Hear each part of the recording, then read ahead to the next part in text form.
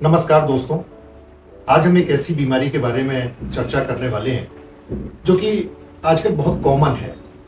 वो है हाइपोथायरॉयडिज्म।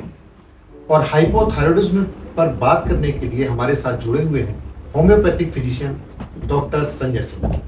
नमस्कार डॉक्टर साहब। नमस्कार डॉक्टर साहब, हमारे दर्शकों को बताएं ये हाइपोथायरॉयडिज्म क्या है। देखिए, हाइपोथायरॉयडिज्म हमारे नेक में एक ग्लैंड पाई जाती है, थायराइड ग्लैंड बोलते हैं इसे। उससे T3 एंड T4 का सेक्रेशन होता है।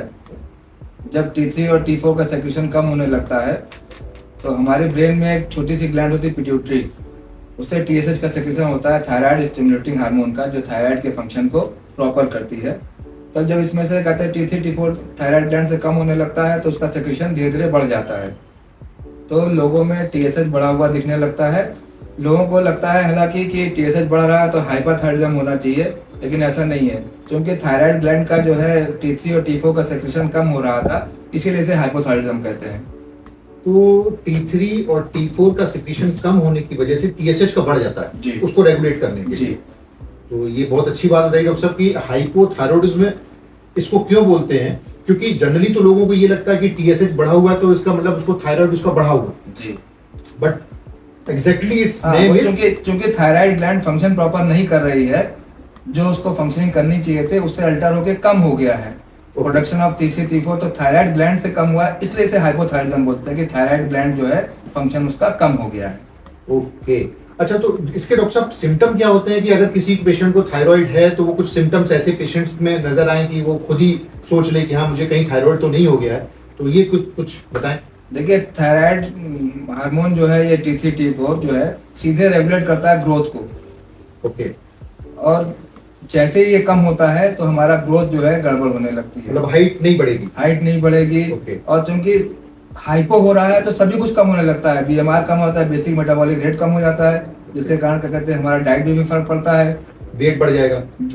ये एक एक्सेप्शनल है कि सब कुछ कम हो रहा है लेकिन वेट बढ़ रहा है ना। अदरवाइज BMR कम हो गया से वेट बढ़ गया। नहीं, ये स्वेलिंग हो रही होती है बॉडी में, ये जो है फैट नहीं डिपॉजिट हो रहा होता है। बेसिक मेटाबॉलिक रेट कम हो गया, डाइजेस्टिव सिस्टम कम हो गया, सब कुछ कब स्लो हो गया, प्रोसेस स्लो हो गया, फॉलिंग ऑफ हेयर शुरू हो गया है, और आपका मेंसेस इरेगुलर हो गया, ड्राइनेस ऑफ बॉडी शुरू हो गई, पेन इन जॉइंट शुरू हो गया, डिप्रेशन शुरू हो गया, एंजाइटी शुरू हो गई। तो जो सारे अल्टर हो रहे हैं वो सब कम हो रहे हैं, तो कम की तरफ जा रहे हैं, लेकिन एक वेट ऐसा होता है ये बढ़ जाता है। हाँ, ये बढ़ जाता है। यही एक दिखता है कि जो अलग सिम्टम है इसमें। अच्छा, अगर ये टीनेजर के पहले है तो हाइट एक इशू है कि उसकी हाइट नहीं बढ़ेगी, उसकी ग्रोथ नहीं होगी, बट अगर एडल्ट में अगर ये डेवलप होता है तो हाइट का तो फिर कोई इशू नहीं, है। वहाँ हाइट का इशू नहीं है। ओके। वहाँ हेयर फॉल है, हेयर फॉल है, फिर ड्राइनेस ऑफ बॉडी है, एंजाइटी डिप्रेशन है, ओवरवेट है, इस तरह के सिम्टम्स रहते हैं। तो ये सिम्टम देख के अगर पेशेंट्स को लगता है तो वो एक तरफ दिमाग जाता है कि सबसे ज्यादा फीमेल्स में जो प्रॉब्लम आती है irregular menses. Okay, just because of this hypothyroidism. तो डॉक्टर साहब इससे ट्रीटमेंट के लिए क्या मतलब आपके पास में है कि वो जैसे एलोपैथी में तो वो लाइफ टाइम खानी पड़ती है, क्या आपके यहाँ कुछ ऐसा है कि कुछ दिन खिलाने के बाद में क्या ये हमेशा के लिए खत्म हो जाए? जी, होम्योपैथी में 100% क्यूरेबल है हाइपोथायरॉयडिज्म। अच्छा। इवन हाइपोथायरॉयडिज्म भी कहते हैं क्यूरेबल है। 1 से 1.5 साल ट्रीटमेंट चलता है। होम्योपैथी सिम्टम्स पर डिपेंड करती है कि पेशेंट को क्या सिम्टम आ रहे हैं, उसके हिसाब से मेडिसिन दी जाती है। तो पहले से कहना मुश्किल होता है कि आप इस पेशेंट को 2-3 पेशेंट आ गए मान लीजिए थायराइड के, तो दोनों तीनों को एक ही दवाई दी जाएंगे, ऐसा नहीं होगा होम्योपैथी में। उनके सिम्टम्स अलग अलग हो सकते हैं तो उनकी दवाएं भी अलग अलग होंगी। तो पहले से ये बता देना कि ये दवाई दे के आप अपना थायराइड ठीक कर सकते हैं, ये होम्योपैथी में मुश्किल काम है। उसके लिए आपको एक्सपर्ट डॉक्टर की सलाह लेनी होगी, उससे मिलना होगा, उसको दिखाना होगा। लेकिन ये है कि दवाई अगर रेगुलर पेशेंट खाएगा तो कुछ टाइम बाद, कुछ महीने या सालों बाद उसका हमेशा के लिए दवाई बंद हो हाँ जी, 1 से 1.5 साल ट्रीटमेंट चलता है और उसके बाद जो है दवाइयाँ बंद हो जाती हैं। शुरू में जो लोग एलोपैथी से आते हैं वो जब अपनी थायरोनॉम या कोई भी जो मेडिसिन खा रहे हैं, वो थायरॉक्सिन खा रहे हैं, कुछ भी खा रहे हैं, वो बंद करते हैं तो TSH लेवल बढ़ जाता है, पेशेंट घबरा जाता है। अच्छा, इनिशियल जैसे होम्योपैथिक शुरू की तो वो जब भी हम स्टॉप करेंगे सर, हम स्टॉप कर देते हैं मेडिसिन थायरोनॉम या एल्ट्रॉक्सिन, तो उसका TSH लेवल बढ़ जाता है, तो पेशेंट घबरा जाता है। उसमें घबराने की जरूरत नहीं होती है। जब भी आप कहते हैं एलोपैथी मेडिसिन छोड़ेंगे वो बढ़ेगा एक बार, और उसके बाद होम्योपैथी मेडिसिन खाते रहेंगे, धीरे धीरे वो डिक्लाइन होकर 2 से 3 महीने में नॉर्मल आ जाता है। फिर दोबारा बढ़ने की संभावना ना के बराबर रहती है। 1% केसेस में होता है कि दोबारा बढ़ता है, लेकिन वो उस हाइट पे नहीं जाता है, इंक्रीज नहीं होता जितना पहले था। मान लिया किसी का पहले 100 था, तो दोबारा अगर बढ़ा तो वो 75 ही आएगा, फिर अगर बढ़ा तो वो 50 आएगा, लेकिन वैसा बढ़ के नहीं होता है कि रेगुलर बढ़ता चला जाए।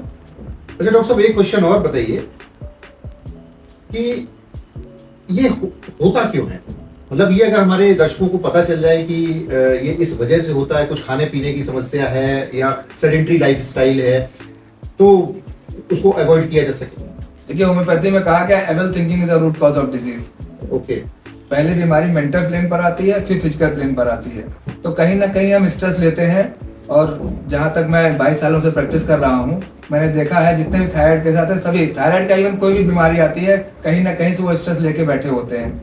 हर आदमी पे स्ट्रेस का अलग अलग एक्शन होता है। किसी को थायराइड होता है, मेल्स में डायबिटीज हो जाता है, हाइपरटेंशन होता है, किसी को गैस्ट्रिक अल्सर होता है, किसी को कुछ होता है, इवन कैंसर सी बीमारी भी स्ट्रेस लेने से ही होती है। डॉक्टर साहब, एक क्वेश्चन और हमारे दर्शकों के मन में शायद आ रहा होगा। आप ये स्ट्रेस वाली बात बिल्कुल सही है आपकी कि स्ट्रेस ही सारी बीमारियों का जनक है, लेकिन कभी कभी देखा गया कि थायराइड बाई बर्थ होता है बच्चे में, तो बच्चे ने ऐसा कौन सा स्ट्रेस लिया? देखिए, बच्चे ने स्ट्रेस नहीं लिया, उसकी माँ ने स्ट्रेस लिया। या तो फिर वो उनकी मदर को था, हेरिडिटी में आया, वहां से ट्रांसफर हुआ, या ड्यूरिंग प्रेगनेंसी उसकी मदर को इतना स्ट्रेस रहा जिसका इफेक्ट जो है बच्चे में आया, दिखाई दिया। क्योंकि बच्चा तो वहीं से फीड कर रहा होता है, वूम में रहता है तब भी वो वहीं से फीड कर रहा होता है, और जब वो बच्चा बाहर आता है तब भी वो 3 साल तक माँ का ही दूध पी रहा होता है। तो माँ का जो स्ट्रेस है वो बच्चे में ट्रांसफर हो गया और उसमें थायराइड वहां से शुरू हो गया। हमारे यहाँ जो कहा गया है वो कहा गया पीढ़ी दर पीढ़ी, सोरा सिफिलिस और साइकोसिस बोलते हैं होम्योपैथी में। जैसे वात पित्त कफ आयुर्वेद में होता है, वैसे ही होम्योपैथी में सोरा सिफिलिस साइकोसिस होता है। तो सोरा लेके ही पैदा होता है बच्चा आज के समय में। इतना हम लोगों ने मेंटल स्ट्रेस ले लिया है, इतना हमारा एनवायरनमेंट गड़बड़ हो गया है, हमारी सोच गड़बड़ हो गई है कि हम पैदा होते ही है कहते हैं बीमारी लेकर। ये बात अलग है कि हमने बीच में कुछ और स्ट्रेस लिया तो उसके लक्षण दिखने लग गए वहां के। तो जैसा कि आप लोगों ने देखा कि एलोपैथिक में थायराइड हाइपोथायराइडिज्म के लिए आपको लाइफ टाइम दवाई खानी पड़ेगी, बट होम्योपैथी में यहाँ पर 1-1.5 साल में पूरी जड़ से खत्म हो सकता है। और इवन मैंने कम से कम 700-800 पेशेंट क्योर किए हैं। हमारी फैमिली में भी कुछ पेशेंट्स हैं जिनका हम रेगुलर हर 6 महीने पर कहते हैं चेकअप कराते रहते हैं, TC3-4 TC कराते रहते हैं, लेकिन आज तक मुझे कभी बढ़ा नहीं मिला, और 10 साल हो गए इस बात को उनको क्योर हुए। अच्छा, अब उनका कोई दवाई नहीं चल कोई दवाई नहीं चल रही है, और मैं इसलिए कहता रहता हूँ कि मुझे पता है कि क्या रिजल्ट्स हैं, कि कब तक ये कहते हैं नहीं होता है। तो 10-12-15 साल तो हो गए हैं लोगों को क्योर हुए जिनका अभी तक दोबारा नहीं हुआ है। बहुत अच्छी बात है। तो दर्शकों, ये तो साबित हो गया कि होम्योपैथी में डॉक्टर संजय सिंह के ट्रीटमेंट से थायराइड को खत्म किया जा सकता है हमेशा के लिए। तो बहुत बहुत धन्यवाद डॉक्टर साहब आपका, हमारे दर्शकों को इतनी अच्छी इन्फॉर्मेशन देने के लिए। आपका भी बहुत बहुत धन्यवाद, आप हमारे यहाँ आए। Thank you.